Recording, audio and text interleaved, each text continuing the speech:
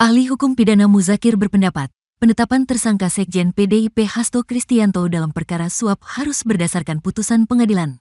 Diketahui KPK telah menetapkan Hasto Kristianto tersangka kasus dugaan suap dan perintangan penyidikan dalam perkara ex-caleg PDIP yang kini masih buron Harun Masiku. Ia melanjutkan jika benar bahwa pegawai negeri atau penyelenggara negara dalam hal ini adalah KPU yang menerima suap. Selanjutnya, kata Muzakir, kesepakatannya itu seperti apa? Dan semuanya harus disebutkan dalam putusan pengadilan. Jika hal itu terjadi, ia berpendapat Hasto Kristianto tidak bisa diterapkan jadi tersangka kasus suap.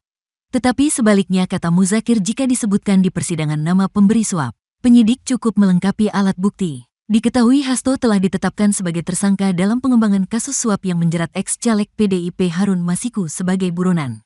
Perkara yang menyeret Harun Masiku ini diketahui pula telah bergulir sejak 2020 silam. Itu artinya butuh waktu 4 tahun bagi KPK untuk menetapkan Hasto sebagai tersangka dalam pengembangan kasus Harun. Ketua KPK Setio Budianto kepada wartawan di Gedung Merah Putih KPK, Jakarta Selatan, Selasa, tanggal 24 Desember tahun 2024, menerangkan bahwa lembaganya menemukan kecukupan alat bukti dari hasil pemeriksaan, penggeledahan, hingga penyitaan. Kata Setio, penyidik tidak begitu yakin untuk menjerat Hasto sebagai tersangka pada 2020. Namun, kata Setio, saat ini buktinya sudah diyakini cukup kuat untuk menetapkan Hasto sebagai tersangka.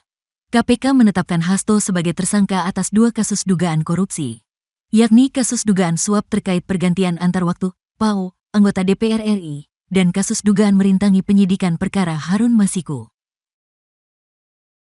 Download Tribun X sekarang, menghadirkan lokal menjadi Indonesia.